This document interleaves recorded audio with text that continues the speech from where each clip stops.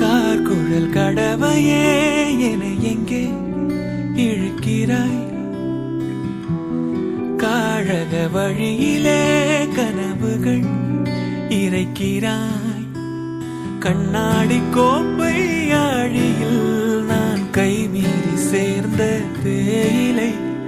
கண்ணங்கள் மூடி ஓரமாய் நீ நின்றாலே அன்றே தேய்பிரை.